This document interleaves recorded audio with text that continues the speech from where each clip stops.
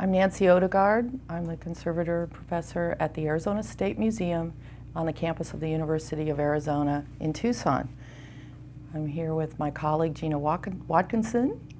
Say that again, Gina Watkinson, and we are part of a session on the care and curation of basketry at the ATALM conference in 2015. There should be some really good sharing going on here in terms of great ideas. So we're just going to sort of start the ball rolling and add some things. And the format, but I do want everybody to touch or try anything you want. We're going to kind of go through the big swath, as you saw in the abstract, of just kind of all the kinds of things that are important for what we have to do and are important for collections. And you got an idea? I encourage you to say it. Yeah, especially since baskets are like, we have, baskets with certain technology, and we have pine pitch baskets that have different special issues, and there might be baskets in our collection that are a little different than your collection, so you might have some tips about your specific type of collection that you have. So that's exactly. Great. So do you want me to go? Go ahead. So we're just going to, the preface here is that the Arizona State Museum is working very intently on basketry right now. We got a Save America's Treasure grant, and we had two buildings that grew over 100 years, and the things were stuffed in 5 different storage rooms, and the overcrowding issues, much like what you see there. That's one of the 5 rooms, and we're now going to a new storage facility, and we're bringing our ethnology and our archaeology collections together as a continuum. We're making a big part of it visible to the public, and we're using the best materials we can afford and get to do that. So we're putting our ethnology baskets on compact storage so that they can be out, but in aisles. And so we're hoping to have that balance of environmental protection as well as accessibility. We're putting our archaeological fragments and whole baskets, but archaeology is about fragments for the most part, and those are going into drawers, and we'll see a few pictures. So we've had to move the collection, we've had to survey the collection, we've had to access, deal with shelf dust in a big way, and some of the other issues of stability with a lot of material. So what's a lot of material? If you're having to deal with 10, but you only have space for 1, that's a lot of material. If you have space for 500 and you've suddenly got 1,000, that's a lot of material. It depends on what you can do. So our overcrowded storage, we were able to design for a new room, and it's going to be snug, but it's not going to be crowded. So, I just wanted to point out quickly that on the left, these baskets are in plastic bags, and in our new visible vault, which you can't see them, they're actually in our vault right now. They're not wrapped in plastic because of the better storage and envelope that we have for that environment. So just by what's it involve? If you're going to take on a big collection, or like I said, what's big, you're going to want to have a lot of the parts worked out. It's like choreographing a big show. So if it's hard to read, for us this was packing and moving a collection, all the mechanics with that. We have, it's not shown here, but vans and our boxes. We have a little golf cart for other things. We have 6 people for some big things, variety. We're using a database. We've got to keep track of things. So entering material and being able to track its location is very important. We're looking at collection when we go through our first, now these are items that already belong to the museum. So they already have a catalog number. They should be on an inventory. So we're now adding to that body of knowledge by looking at condition. And there's a lot we can say about condition. We're going to say just a little bit more, but for me, the most important thing about doing a condition report is the data you want to get at the end. So what needs to be done? So you're going to be saying primarily, it's good to go, nothing needs to be done. It needs a support. It needs some kind of storage support. It can't really, we can't just pick it up by itself. It's fragmentary. It's got loose parts, something's wrong and we need to get some kind of level of container, or this needs more than that. It needs some real help. And so we need conservation. So that's what I really try to look at. And we then go through photography for this project. We did some treatment on an emergency basis, but what I was hoping the survey we were all doing would tell us is, what do we need next? Now and then we have the data to ask for a grant or to go out for the funding. So we only took care of emergencies like mold is a good example if we found that along the way. Otherwise, our survey was to help us prepare for the future because we had to keep moving. And then we're trying to incorporate some research. And those of you that were at the last session, this is where the beginnings of conversation come in. You often, almost never can stop and just do research. There's other things like bugs and fires and other things going on, but you leave a space so that if opportunity presents itself for that discussion, you have a place to put it and you can use it. So these are just some pictures of people working in the lab doing some of the different activities that we'll talk a little bit more. This is a picture of our proposed new storage room, and the baskets are already on these shelves. This window is in a gallery and it's right here. So people will look through and be able to see down an aisle. And these are the cabinets for fragmentary material, and above them, giant material. We have plenty of giant baskets. And we'll show some more. So the first thing with dealing with any collection, and baskets no exception, is handling. And because basketry can move, it can kind of deform. And it may have been through a lot. A lot of baskets were made for use. And so part of that history and deformation is present. So, like everything else in a museum, gloves are a good idea. We more often use the nitrile gloves so that we don't catch anything on the fiber, depending on what the weave is. And in our case, our storage rooms, we're on the desert. There's a lot of dust. And so dust is just ubiquitous on everything. And you can transfer it if you're not careful. So the gloves were very useful to us in the packaging. They allowed us to just peel them off and be done after working on that. This is just an example of the drawers that we're using for the fragments. And you're going to see a lot. For the fragmentary material, we really do like trays a lot. That's helped. So and that's something that, going back to, I'll be going a little bit reminding of things I've said before, but with the survey, if you could tick off in your survey as you're going down, and this could be on an Excel sheet, or it could be manual, or it could be in a simple database. Will a pre-made tray work? And then at the end, you just count up how many you're going to need of what sizes, or do we need a special made box or tray? And that can be part of what your proposal is for another phase. Just an example. But you'll see here we are using trays a lot here. And I should just mention, especially for museums or libraries that have museum collections, it's really important to kind of establish handling guidelines, train your incoming staff, and continue to train the staff that's already there, because people forget.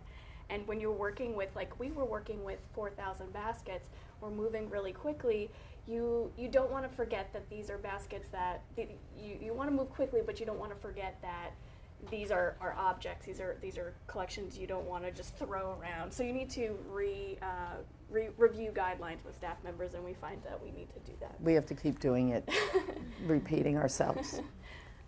And this is the plug. This is the guide to handling museum collections that Nancy wrote. It's in how many languages at this point? Oh, a bunch. A bunch. We should do some native languages. That would be cool too. Cool. Anyway, if anyone's interested, I think just talk to Nancy. But this is available through the Western Association of Art Conservators. And the website is there. It's really cheap. It's like $10, and it's great because it just has pictorial kind of cartoon images, and some of them are in here so you can take a look. But this is what we give our volunteers. We have a lot of volunteers that are older, retired volunteers that are not museum people, so they're really starting from the start, and that might also be true for what you're working on. And also we use it for researchers. So if you have tribal elders coming in, then you want them to handle baskets as if they're in a museum. This would be something you can kind of show them some images or just Or review with student them. summer groups. You know, it's the first part it's illustrated instead of like a list of rules. This takes people through about 15 minutes of sort of cartoons of people doing it wrong. Butler always does it right, and it's an idea of passing on. So it's really not so much for it can be useful to new staff, especially if they don't come with a lot of background, but for the people that are helpers in a move or in a project, having something for everybody to remember. We read about that. You're supposed to help somebody with a ladder. You know, remember, heavy objects need more than one person. That kind of thing. So to that end, these are colleague Grace Catterman did these. There's pretty vintage pictures now. Grace was at the height of her career in the 1960s, and these were done. Retro, though. These were done. These were done in around 1990 time period, and so they're. I get a little flack on them, but the concept is just some of the types of things. It's a little bit of a do's and don'ts, and of course this is all about basketry, so we had to put that in here. Sure. I think there's some California baskets in there. Exactly. So just kind of what museums sort of use. Let's see, gloved hand, supporting from the side and the base, now rather than from the rim. This is such common sense material. My point to you is not that you don't have common sense, but some of the people working with you in their enthusiasm to help out will forget. That's what people do. They're getting so excited to sort of see something. They might pick it up by the rim, or just one-handed or something like that. So we don't trust old, fragile material. So we like to give it all the support we can. And we'll be talking about some of these things. These are, cart pads, boxes, and tissue papers, and so on. We use sometimes we use the sandbags also when we're moving things on carts. We have like an image. We can do this. Did you want to flip That's to the fine. carts one first, or? Yeah, you can say something. So when we're moving stuff, like Nancy said, we were using golf carts because we are between two buildings with rocky roads. But if you're rocky roads, it's like ice cream. But if you moving objects in the museum or even in one lab, I always recommend to our students and staff that they put it on a cart. If you're not moving it from here to here, you need to put it on a cart. So we always have carts. Some carts, these are like Rubbermaid or other carts that you can get from different Gaylord or Talas, or Gaylord sells these in Uline.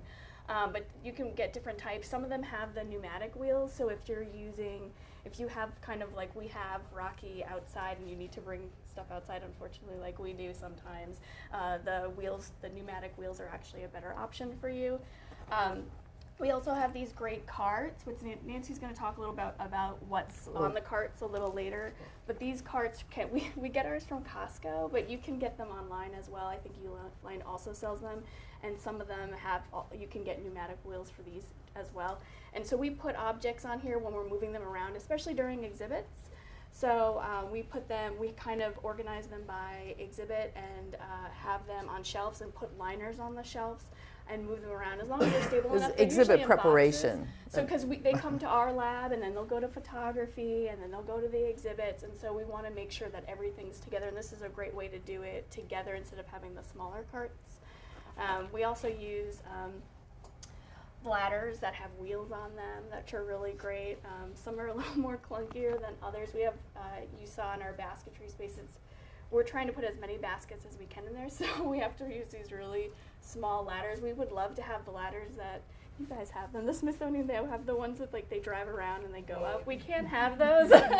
So, because our doors, we probably couldn't even fit them because we work in a really old historic building, so these ladders wouldn't even fit in our building. So we have these ones, and they work really well. And you can get those at like Gaylord and places you get your library supplies as well. People have seen these, right? Where Yeah. you stand on them and you have some stability.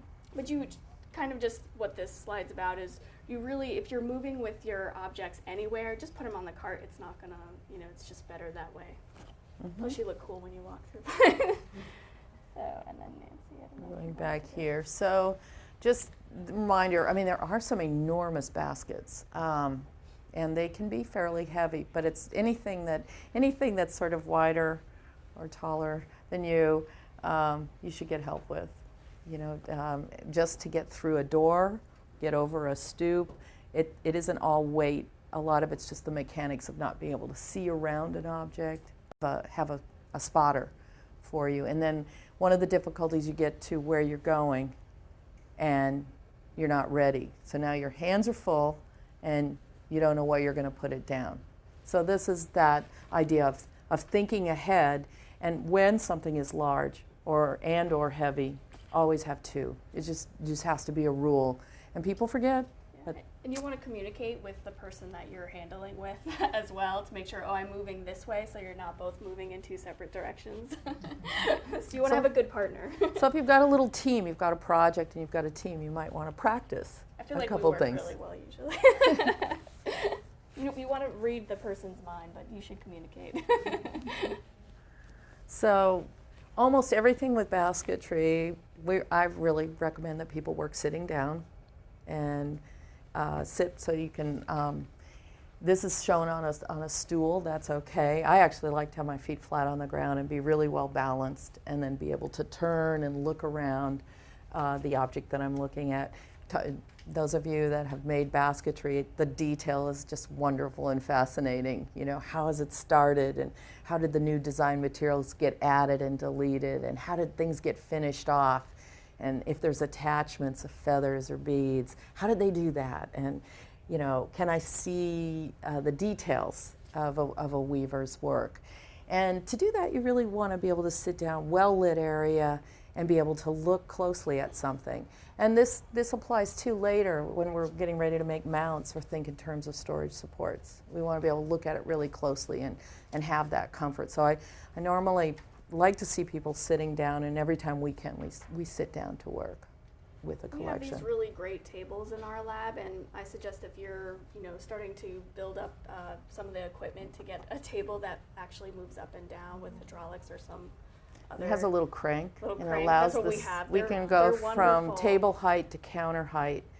And because it depends on, like, if you have a really basket that's this tall and your table is up here, it's not very useful. So we're able to move it up and down. Or we have our miniature baskets about this big, and sometimes we want the tables to be a little up. Or maybe you do want to work on a stool. Some people actually feel more comfortable doing that. So these tables are really great for doing that. They're our favorite thing. Yeah, they are our favorite thing. People always ask us where to get them. Oh, and did you want to mention the pads, moving things, or do you want to do that on the next slide? We can do that there. The picture shows it on a pad, and we do a couple things. When something comes in on a tray, we'll do the initial looking right on a box tray, so we can actually turn it like this. But if you have a pad of some sort, these are all miniature because we brought them, but being able to put something and turn it that way saves a lot of wear and tear, especially when you don't know the exact condition. Baskets that have been used might have a sort of an abraded bottom where they've been moved on and off a shelf, or maybe something's been picked up and there's parts that are loose. And this allows you to kind of be able to move it without touching it right away. What kind of material is that? This is, on here, this is what they call kind of a volara. It's a closed cell polyethylene foam. And a lot of us have the polyethylene foam that's got the open cells, same material, useful.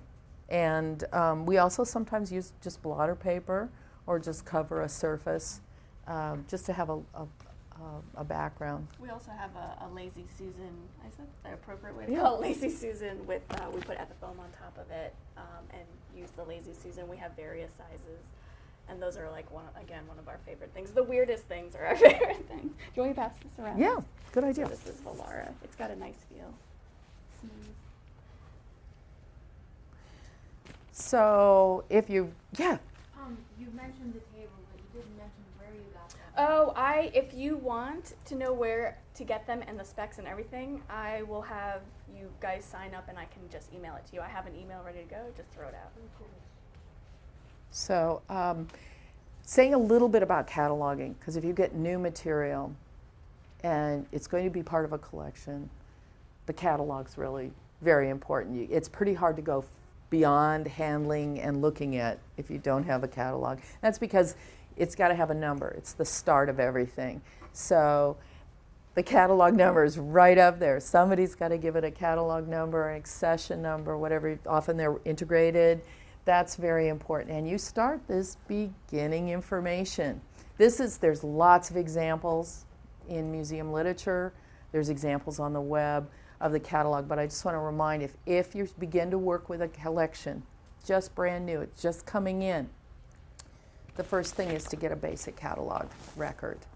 Yeah. Is there a good resource that you would recommend for description or identifying baskets? Because we have very ornate descriptions of these baskets, but to me, it's kind of like gibberish in terms of. You know, we're gonna go into that a little bit. So there's a lot of different ideas on that. If this is where you're gonna spend a lot of time, this is your new project. I'm gonna work for the next X months or weeks on basketry. It'll be worth going into a whole line of resource and going to a real level of detail. If you're kind of managing it and getting it going, and you're going to get this preliminary done, I would start with something very simple and then build on that. So the short answer is yes, there's something to recommend. There's a lot of stuff to recommend, but I would turn around and ask you, how much time do you have to work on this? How big is the collection? And how much do you want to get done? Because I think you may want to get some basic information in, make sure that these pieces are accounted for and have a number, and then go back and add more detail. Most of them have a number, but some of them don't. And those are the ones where I'm trying to match up those descriptions, but it's kind of like, well, I don't know Okay. what this weave is called and Okay. what this material is. So, yeah. So again, like a little bit of dialogue would possibly be possible, because it's culturally specific. It's all basketry from one more or less area, or all over? No. Everything. All right. Okay, so there's a couple ways. One, if you're just trying to make sense of a collection and you're matching old records, then you're going to want to look at some of the sort of signature cultural details that it would at least tell you this is from the Northeast or this one's from the Southwest. I mean, if you're starting there. So there's a couple different things that can go. We can send you some references. I'll write down Sure, your email. sure. Yeah. But Nancy's going to go through some of the technology in a few minutes, so maybe that will help you a little bit. It took me a few years to actually start to understand basketry technology, and then after that, the plant material, because that's going to be very different, and then also culture. And for us in the Southwest, there's a lot of native tribes, and then archaeology is completely different too. So. You build. Yeah, you have to build, but we do have some resources we can send you, definitely. But this is just an example of some of the basic things. So if you don't have basic information, and I could go in the collector donor stuff, is that connections will be made regarding condition and the type. So if one collector is associated with basketry from the Northeast, and you've got something that's from the Northwest, that would be unusual. You might not look at that collector. Things like measurements are going to tell you what you may need storage-wise later. If somebody said, how much space do you need? Well, I can add up these, I can average my storage space and then by the number and get some ideas. And you always want to say who's doing the cataloging and the date you're doing it. Sometimes you know who the bad cataloger is. It just gives you a point in time. Yeah. Would you describe the difference between a catalog number and an accession number? Okay. They can be much the same, and we're going to show an example that we use from our museum that combines them. So an accession number is really when the donation or the lot of material came in together. So that's the group. So when she has a collector, who's that collector? Collector, Jones, and that we're going to assign all these collections to that. Then that's what that number is. In our museum, we use a common tripartite number system. So the first number, it's a three-part. The first number is the year that the item came to the museum. The second number, separated by a little hyphen, is that donor. So the first two of our three-part number is the accession number. It tells us the year and essentially the donor or the group that came together. Might be one, but it might be 10, and they come together. The third number is that unique number. That's of the group. So we can, when I see a number that says 1979-50-3, that object came into the, it doesn't say how old it is, but it does say it's been in the museum since 1979. And it was the 50th acquisition of that year. So I know it was in January. It's going to be much later in the year, and then I'll know that there's more than one object in that group because we're already at number 2. So it can be helpful as a way to begin to understand the breadth of your collection. Now we have many objects that are from an earlier era, and we don't change those numbers. We just go ahead and use those. So I'm just saying what we do now. But we keep the old ones, and we don't renumber them. We just use that old system. Okay, so we were talking about how do you begin to sort of do, and I would say that with a collection, and unless you're really, really getting into the fineness, the basic thing is to utilize some categories. And plating, this wicker weave, coiling, and twining are really the key types. What's going on is with plating, you have 2 or more moving pieces. They're going over and under each other in multiple directions. With the wicker, they're going over and under, but you have one that's stationary, your warps, and then your weft is going over and under, over and under. It looks a little like the twining, but the twining, there's at least 2 materials, and they're making a twist between that stationary. So what's happening here is this one's going over, under, over, and this one, there's at least 2, and it's making a twist. So it's a little more interlocked in the weave. So if there's damage to wicker, it can easily fall apart. If there's damage to your plating, it can easily fall apart. The twining will hold together a little bit more because there's a little more interlocking it. Coiling's very different from those because you have the foundation material and then you have the stitching going around. So there are wonderful details to each of these techniques. But if I were to see a catalog card that said coil basket, I already know a lot because I know that we're going to have a foundation and we're going to have stitching going around, and that I can almost predict the types of damage and the types of concerns that I would have. If I know it's, for example, plating, that will tell me a lot. So, like I say, there's wonderful details within each of these that are very culturally unique and specific. And as you're focused and can spend a lot of time, or you make baskets and you weave, you know the technology, you can add that detail. Yeah.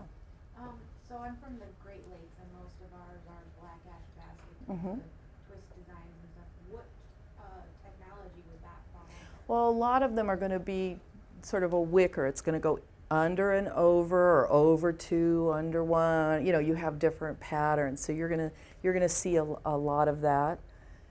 But these are pretty basic categories, and there's some wonderful drawings as well. And I'd be happy to share any more. If somebody wants more specific detail. But this is a good way, from my perspective, to start. And this is really what everybody often starts. Is like, okay, we got 4 basic ones. What makes those different? And as you look at a collection, you'll see some details between those. Why don't I? I think you had a few photos afterwards. Oh, I forgot. I can let you look closely at some that I forgot I had here. So I'm going to just, these are the 4 types. So we'll just pass them around. You can handle them real close. This is plating, because we stationery. And here we have wicker and twining. You can look closely and see the difference, what's happening between the two fibers, and then a little piece of coiling, and very different there. So I'm going to pass them together so that you can compare them. So we'll just let them go around the room to get to them. That's good. So I'm just going to not spend a whole lot of we could spend all day on this. But plating can come in so many different forms. So what's different is how the plating technique allows for kind of a continuum. It's moving in both directions. You're adding material, and there's a lot of variation. Coiling, a lot of variation there. And these are some, a range of examples that all represent different types of coiling. And the wicker, and some of them may look familiar to some of you, and twining as examples. So huge variation within each type. But the basic types are kind of important to help categorize and for condition. It'll give you a beginning and idea. The second type of best information is to say something about the materials. And you may know, our baskets are ash, they're willow. You may know just because you're so familiar. Yucca, something like that. If you don't know or you're not sure, I find it really best to just talk about the part of the plant it came from. So if you're seeing bark, it's a stem with bark on it. You might be able to tell it's a leaf. People that have been working with yucca or agave leaf, those are leaves. And leaves are different than stems and are different from roots. So if I know it's a root material or a stem material or a leaf material, or sometimes like a pod, this is the devil's claw from some of the Southwest baskets, that tells me a lot about what kind of condition and types of damage that can happen. So that's a nice thing to sort of add in if you don't know the specifics. It should be, if you are taking in new collections and you're buying them from artists or receiving them from artists, when we talked about the catalog, that's also the time you ask them, what technology is this? Because they actually may know in their own native language, and that maybe that's more, maybe you'd like to add that in your catalog. And also they're going to know where they got the material, what material is. You might as well start from the source if you have the source. So it's just something to No, that's an excellent idea. And that allows you to have sort of a flexible way to capture information. So sometimes you're going to be dealing with an older set of objects that there's not a lot of history, or they came through donors, or maybe there'll be new weavers that are donating, or a new collection. You want to have an opportunity to gather that good information. These are just examples of added material, everything from a little tie to feathers, shells, pitch, leather, dyes, the metal, the tinklers. These are things that are important to add onto the catalog that go beyond just the basketry plant Especially material. because those seem to be the things that fall off really frequently. So you might, if you notice something's missing, let me go look on the shelf instead of 20 years later. So we've got a catalog number, we've got our catalog card, and we've got to get that number onto our piece so we don't lose track of what it is. And we're going to talk later about numbering, a technique we use, but this is just the short version. Yeah. And you want to... Sure, yeah. So we've been using this for, before my time, so 20 years this has been going on at the museum, this paper label processing. Is that about right? About 15. 15 years. I was taught by Vicki, who is one of Nancy's friends. So what we do is we basically print out on a LaserJet printer numbers, the catalog numbers that we want to put on the objects. We cut them out with either scissors or a blade. I prefer a blade, but it's really up to you. Then we use Rollex B60A. We paint on the adhesive on the back. We apply it to the object, and then we put a top layer on top of that. And we use it for a lot of things, ceramics and basketry as well. And the good thing about this process is it's not handwriting. It's really hard. We have a really old collection, and we have some really fancy French-looking 7s and 1s. So it's hard to tell what those numbers are, but with this, since we're using a standardized, we use either Arial or Century Gothic, we know what those numbers look like, and it's not confusing, and you can make the numbers really big, or you can make the numbers really small. And it's also a technique that's reversible, so reversible with water, so you're not using, with some of the other techniques, sometimes you use B72, and so you're having to, or some type of lacquer, and you're going to have to use acetone, which I know a lot of you don't have fume hoods, so this is not something you want to do. So it's a really great technique, and we encourage you to come to our talk after lunch. So this is what you see here, the list of numbers. We just generate those. Those might come from the inventory. We're going to have a list of numbers, and we'll print it with different font sizes. So a little tiny object can have a little tiny font number, and a big object can have a bigger number, and we can sort of balance that out and utilize our page of numbers as we go. So we don't have to worry about people's handwriting.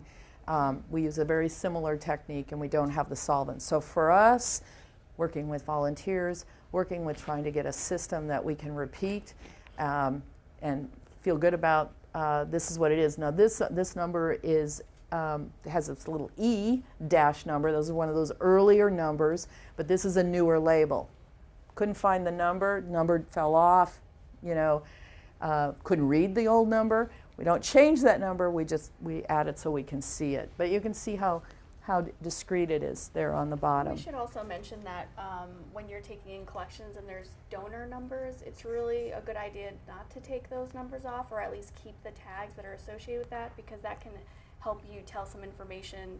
It's information, it's part of the object at that point. And so unless it's doing some real harm or it's obstructing an area, we would suggest that you leave those other numbers on. And actually we have had collections from other museums come into our museum, and those numbers actually tell us a lot about that they were not part of our collection originally, so we leave those on, unless they're really terrible. What were you adhering the labels? It's Rolplex B60A. And it's acrylic emulsion. And you can get it at Conservation Resources. And to do this technique, if you don't come to the class, you can actually Google it. I don't know if you knew this. You can Google it, labels in laser printed paper labels, and I think you'll be able, it's in Google Books, Nancy's book on human remains, and so you can actually look it up for free, so you can find it. So just do some Google searching, you'll get it.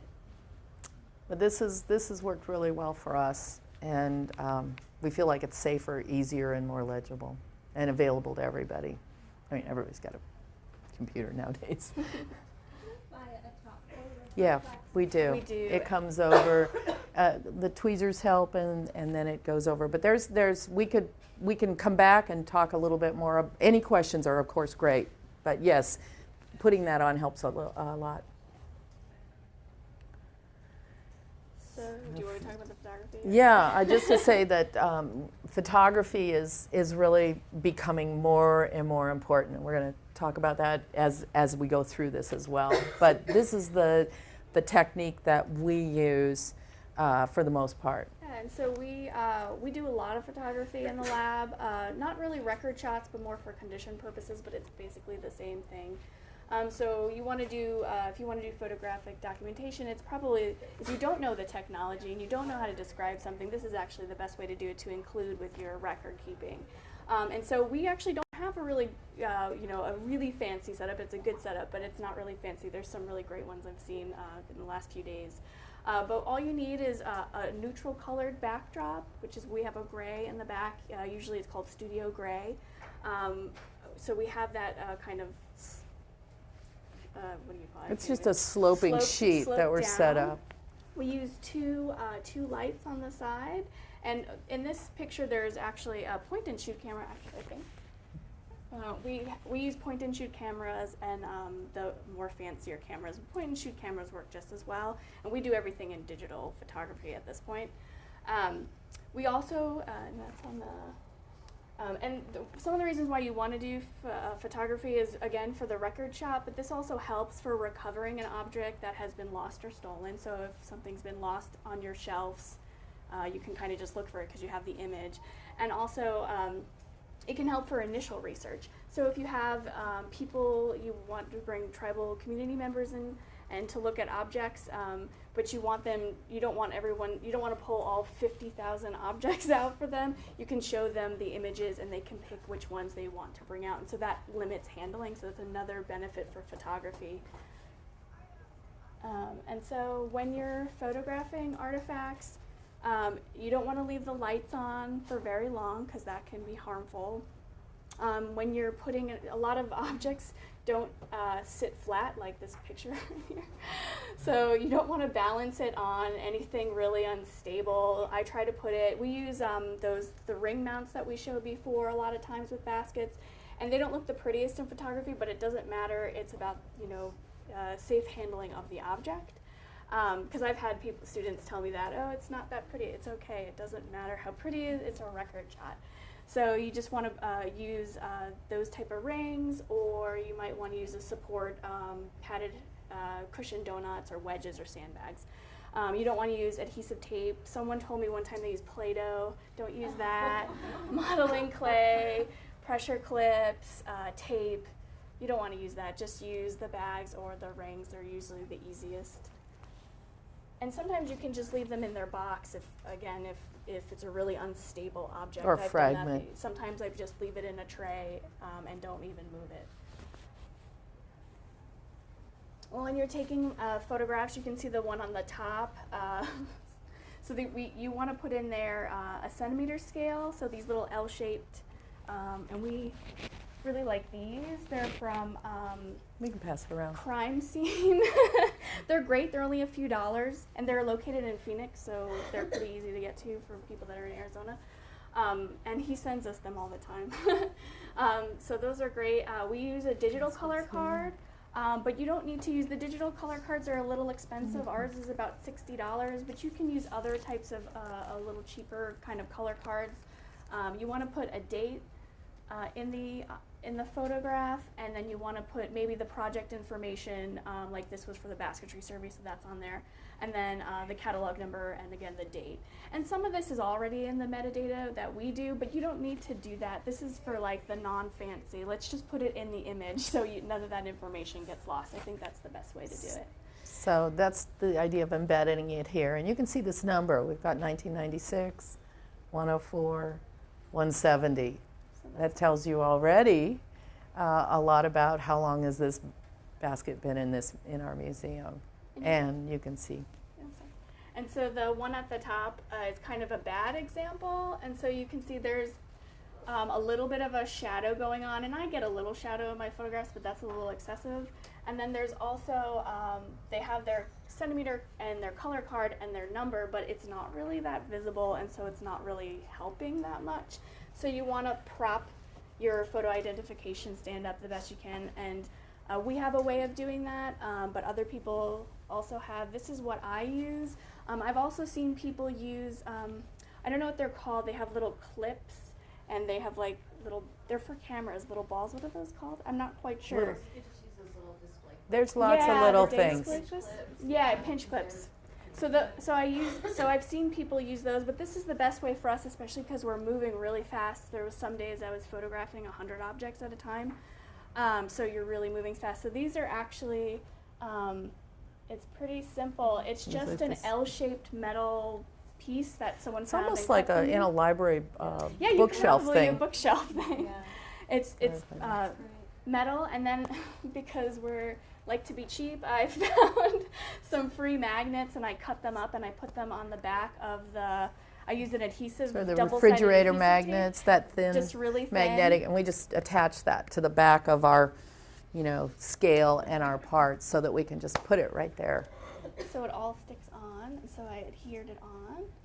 And then we make the labels for we just use a Word document and make little squares and add them so it's easy. So I have a template for the tags all ready to go. And there's different ways you can stick. For the one on the bottom, you can see there's little just pieces of magnets from the small magnets, but on the top we have, these are like, you can get them from Gaylord. It's metal tapes for your, they usually put them on like shelves and stuff Shelf for your collection labels. labels.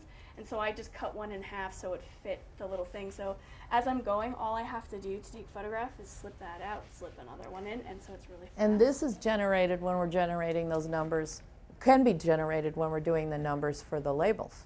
And I don't So do, we just have it another and create. So that's a possibility. it's not one at a time, it's like a lot at a time. And we're, again, processing a lot at one time when this basketry project was going on. So I want to say a little something about the condition reporting. Probably heard of that. Condition reports are often used when an object's going to go on loan or on exhibit or kind of go through a motion. So it's like you want to know that the condition you've read about is the same as what you read about later. In basketry, there's lots of ways to go through this and add a lot of information. A lot of times there's not a lot of time, and we do condition reports, but we're not as wordy as we used to be.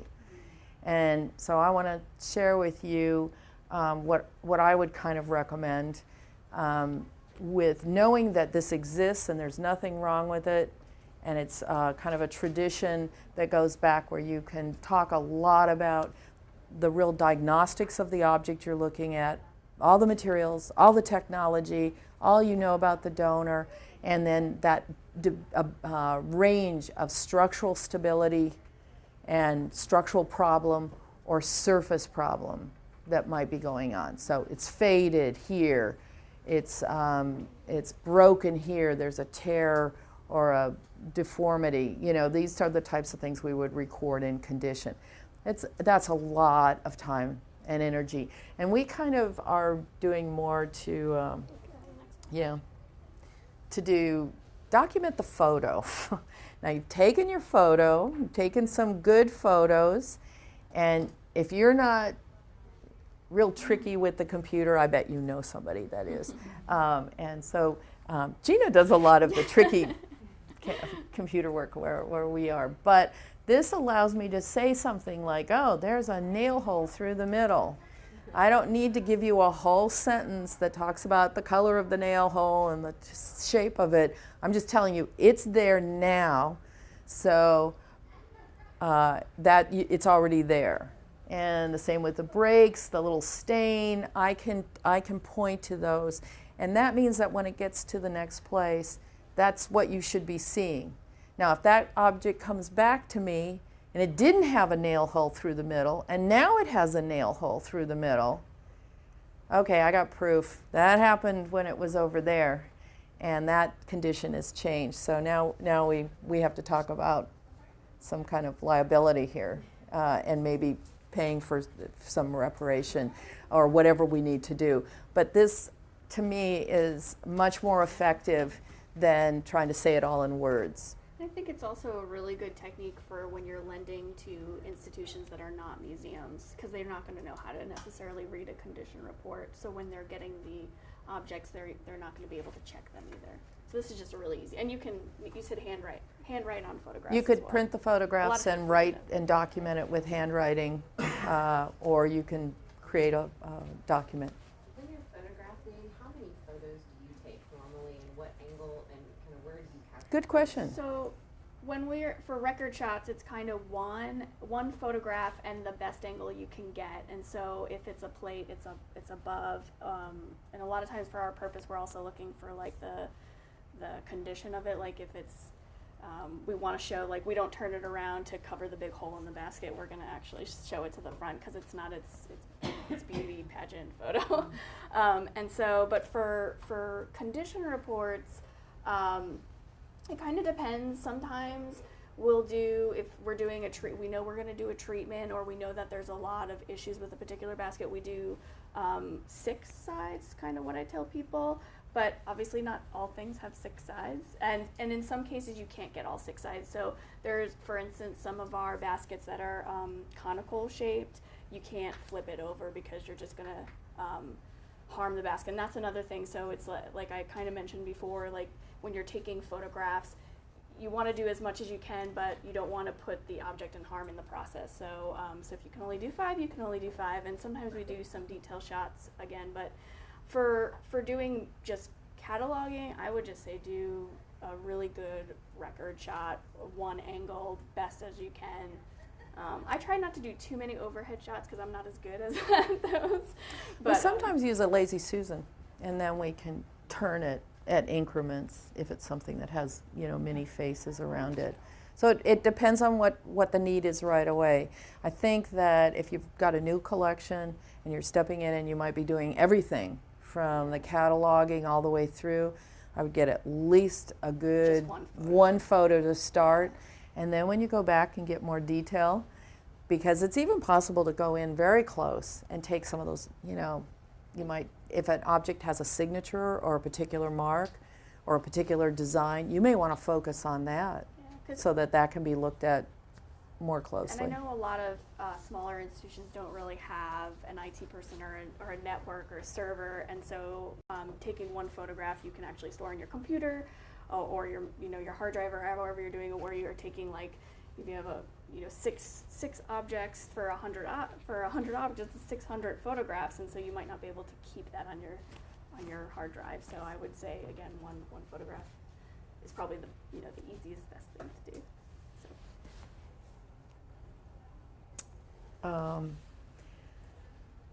Anybody seen solutions to, we've got some masking tape, some sewing thread, some Gorilla Glue, some masking tape here, tear, and some medical adhesive tape and sewing machine. So these are difficult, and oftentimes we say we've got to correct that. We got to get right at that. So my caution to you is, this is like the move. Have the plan. Don't start taking a repair apart until you know what you're going to do about it. And so sometimes, I mean, the damage is done.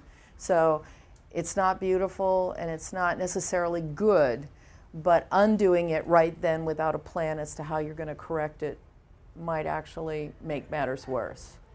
So we have some things that we're just waiting for the right solution. So they're gonna stay, and that we take that philosophy with all of our collections. So until we're getting ready to make the change, we would acknowledge this in our report.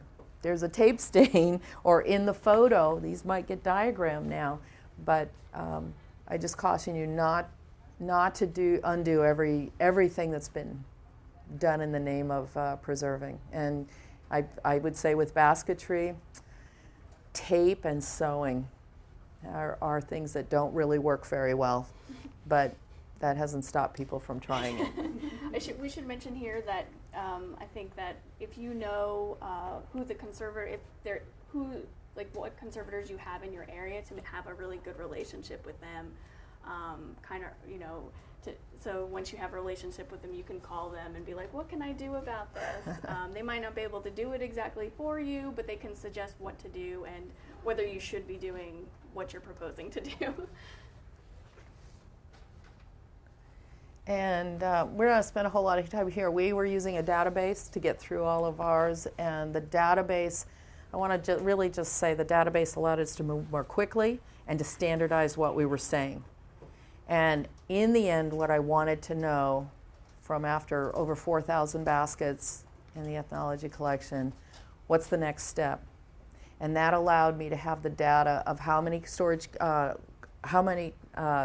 containers, how many specialized mounts, how many treatments were going to be needed. And I could quantify that. I had beautiful examples, and I could then write my grant. And now we're in the treatment phase. So the highest priority items are now starting to get basketry treatment, and we know what that is. And I can actually, if I know it's about moving things to a box, then I know how I can use students to help out, or how I can use volunteers, because I already know how many I need to order, I know about how many we need to do, and I know what kind of skill set's going to be useful. So that's the advantage of doing surveys in a kind of a systematic way, is it helps you plan for the next phase. And I should point out that in the photo, they're actually using images to, again, do the condition report, kind of quick condition report. This one has an issue, we'll deal with it later. This is a clear picture of a whole drawer. And then now they're looking at what's still in the drawer. This is not here. Where'd it go? What are we doing? And This needs to be removed. this needs to be removed. So this really, I think the images are very useful. We are going to say something about cleaning. We get a lot of requests about cleaning. And I was just at another conference talking about cleaning basketry as well. Baskets get dusty. This is semi-processed material. It's very porous, and it just like a little bit of a magnet for dust and debris. And very difficult to clean. It's not like you put it in a bucket of water or the washing machine. So we very often use brushes. And we like these little fan-shaped brushes. Probably seen these before. I've talked about these a long time. I'm just going to sort of pass it in case you haven't seen. You can brush it against your skin and see how nice and soft. I like that they are really thin and that they have you can flick with them. And that's what I'm trying to do, is get little particulates off the surface. A regular paintbrush, artist brush, is for loading paint into. So you think of the way it's set up, it's often a sable or a type of hairbrush. And that's for distributing paint. And I'm actually trying to flick. So this kind of brush actually, for me, works a lot better. We also use, what you can see here is a little vacuum cleaner and a dental vacuum. And we've been playing with a lot of different ideas on that, but a lot of our basketry was cleaned by flicking into the end of a vacuum. Now that's a really tiny one, but if this were like the end of my vacuum cleaner, I could use, like a piece of pantyhose over the end and have a nice little opening, or net. And then a number of people have been using the bead cloth material. If you haven't seen this, and we can put a piece of this over the end and use this to actually help pick up. So those are a couple of techniques with that. Should probably mention the indigenous repairs not to remove. Let's go to the next one. When there's a slide that has that. So this is our little dental vacuum. We have used bamboo skewers sometimes. The nail fist is larger. This is one of our volunteers, and she's working with one of our Lazy Susans to turn the basket. And here, kind of brushing into it, and here is the little bead cloth blanket-like material going over and collecting. I'm going to pass now, just because it ties in with cleaning. I've been doing some experiments with a new technique using what's called carbon dioxide snow. And the difference is this first one that's going to go around has had nothing done to it. This is obviously not a museum specimen. This is a straw hat from IKEA that I tortured and then studied these little spots that you'll see on it. But this particular piece, number 9, was a control, and number 12 was brush clean. Well, it was dusted. I made my own dirt, and then I applied it systematically and weighed and everything, and then removed it. So this is just with brushing.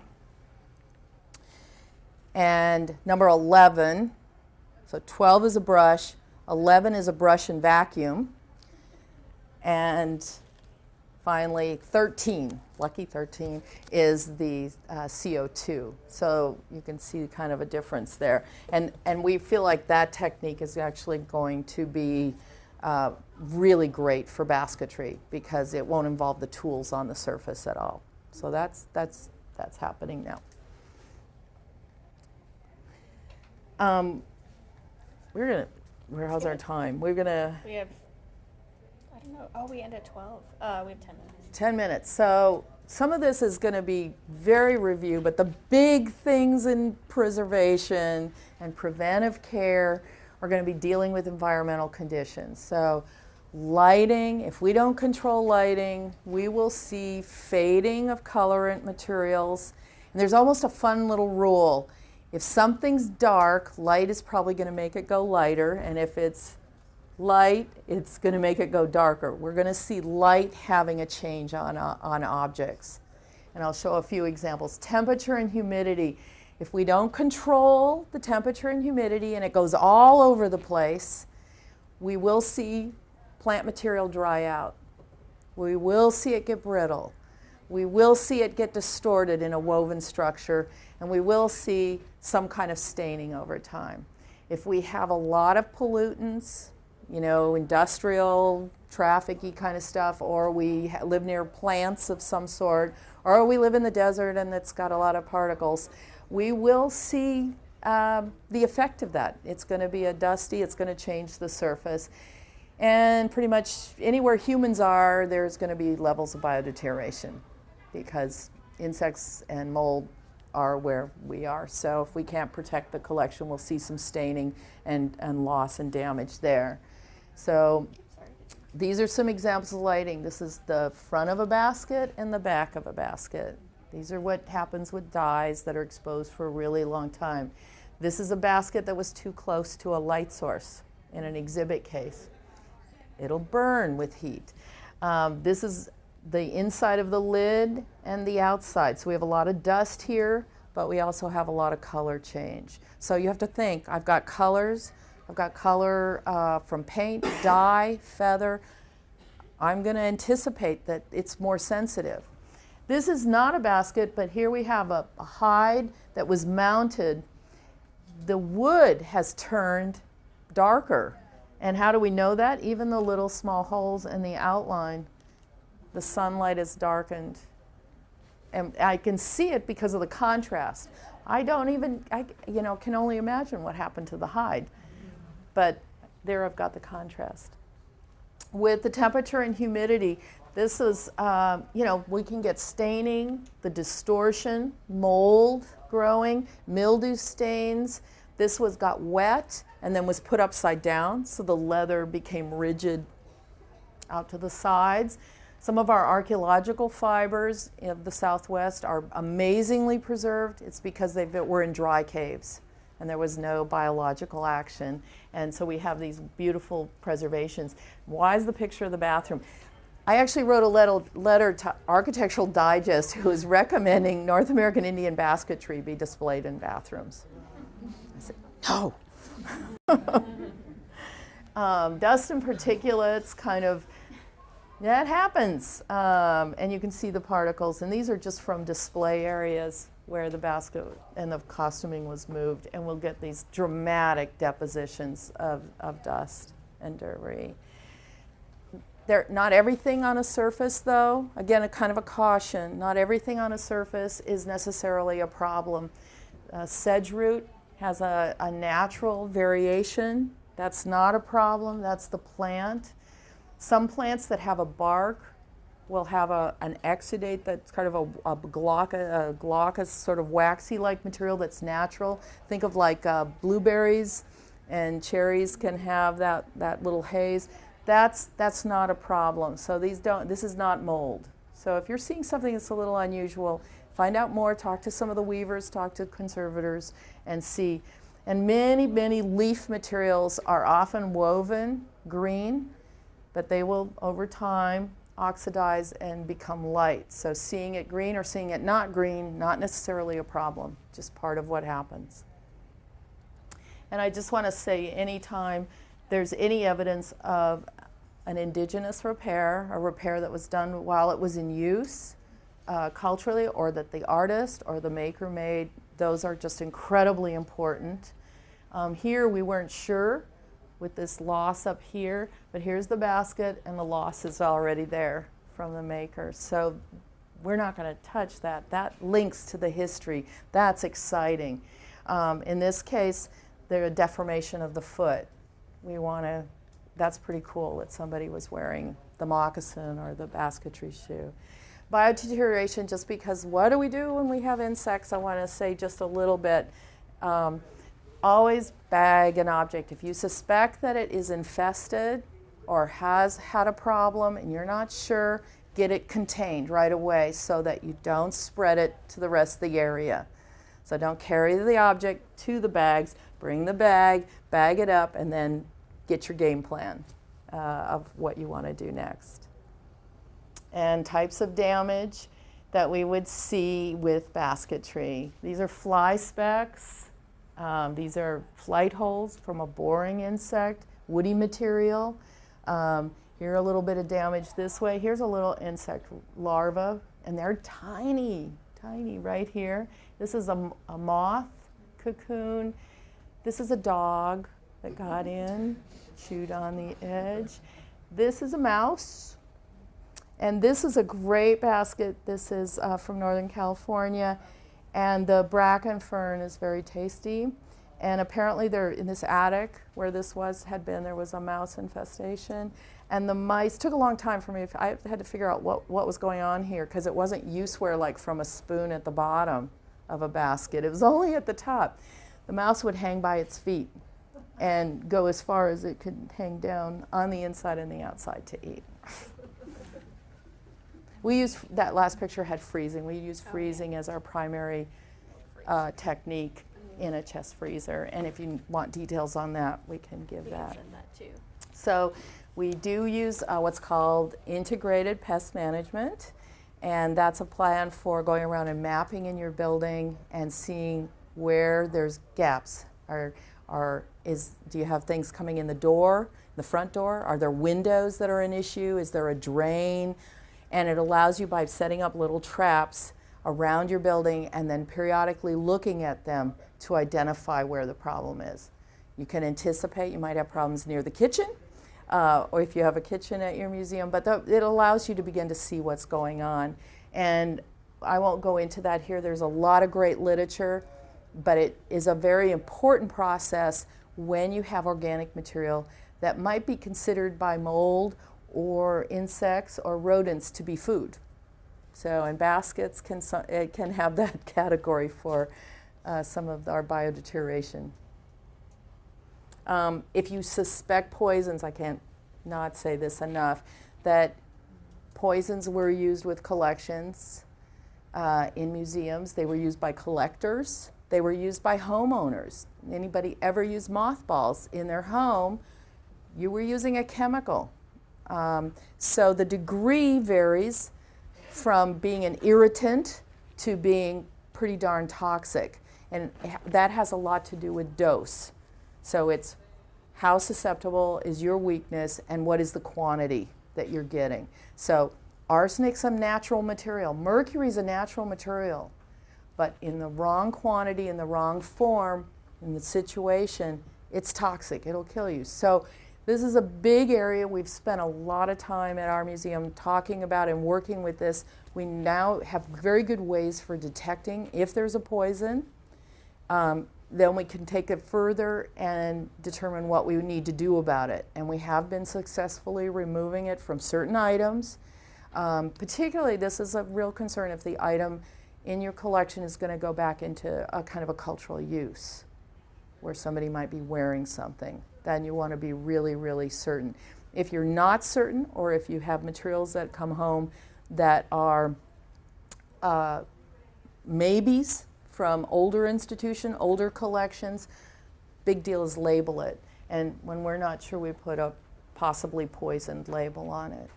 And then, again, isolate it and get your game plan. You may want to hire to have it tested. You may want to then proceed. But if you don't know, label it and use caution. And wear protective clothing. 1 minute, so should we run to the spider vents? Yes. We apparently had too many slides. Some storage, just simple supports are possible. Using papers, we've got some Tyvek. You know what that is, a polyolefin? You've seen that, the sort of the FedEx envelope paper. That's very useful, particularly with our pitched baskets. Main thing here, don't stuff a lot of paper inside a basket, especially if it's weak. Pulling it out actually rips it further apart. These are some of our solutions for burden baskets where we had this kind of a problem. You saw this before. And so we've created supported straps, and now we're hanging them from above and allowing so we don't want to lose little pieces. So they are in bags, and we don't want a lot of dust, but they're kind of hanging. I had sort of thought they looked like piñatas. I think I always tell people I think they look like jellyfish. What kind of plastic are you using? We're buying polyethylene, new polyethylene. And one of the things, these are our little labels. Here we printed more numbers, and we've heat sealed them into the corner of the bag, so from below we can see that catalog number. This is back to this, and just want to say this is really clever. One of the interns, this I had an idea that it would be like the old record stores with the albums and the singles. So we'll just show a little bit of the design in here. And this should also be online. This will be online. So some of the things we had to watch out for: hanging things and loops and damaged edges that might remove them from this technique. But this is really for plaque type baskets, flatter ones. Go ahead. Oh, they're just highlighting. So these are little slots made with cardboard and foam, and creating kind of a base, and then these uprights. So each plaque basket doesn't fall on the other one. And then there's a little image down here of each one. And then little pillows made with the Tyvek fabric-like pieces and the polyethylene fluff. And so we made little pillows for them to sit down on in the bottom. And then they go into the Ziploc bag with the number, so that in our particular case, these baskets are very often studied for the design on them. So making the design very, very accessible was what we were after. Some pour techniques that have flattening it for a frame, not so good. The ubiquitous nail. I see a distortion like this, and I'm pretty sure it was hanging up there before. Some of the hanging material that's natural to the manufacturer, sometimes you can't trust anymore. So where we've gone from there is to making some supports, and there's a lot of ways to do that, and a lot of really, really good mount makers out there nowadays that can make really beautiful little clips and supports with metal, and you can see nicely. What we've done with low tech is used coated wire that we get at a hardware store, and there's some pieces up here, and we make a kind of a, it's all attached here. Let's see, we make a kind of a little shape where it hooks around and then comes down and loops, and I'll pass this around because this is just a demo piece, and it got a little loose in traveling, but you'll be able to look at and see how this could be done. And that allows us to hang it from this on the back, if we want to hang it off the wall, and we have then distributed the stress all the way around so that we have an easily reversible way to do this. So this is not quite as elegant as some of the things, but this is pretty easy to do and doesn't cost a lot of money. And if you do want to have a basket or even a bowl basket presented on a vertical surface like a wall, this is one solution that might work. So you can pass that around and look at it. I think that was actually. And I think, we're over time, but. So. Did you say this was going to be on the website? They're filming some stuff right now that is going to be on a website. I think so. But if you. No, I can take some emails and. Well, we're going to be filming. We're filming this right now. You're part of the film. So there we are. If you agree, the slides and the whole video is going to be uploaded to the Sustainable Heritage Network website in kind of as soon as we can, but Great. I guess in a month or something. Great. Thank you. So. Did you guys, I know we're running late, but did you have any specific questions that you wanted to ask? I had a question about wrapping them in plastic. Is there a fear of moisture? You know, There, very good question. And I often need to be reminded of this because I live where there's no moisture. So I would say that it's better to go into plastic under drier conditions. Definitely not wet. Wet material, no. And if it's very, very humid or you've got a humidic condition, no. The only exception is if you've got live infestation of insects, then contain it and move it. Absolutely get it away from the other collections. Don't wait for it to the other way, that way. But for storage, we're making compromises. We don't want to have it in plastic bags, but we were forced to stack, and we were in a dusty area. So the solution was the plastic allowed the layered of baskets to slip past each other. It allowed us to keep the dust off. Our new storage, we're not doing that.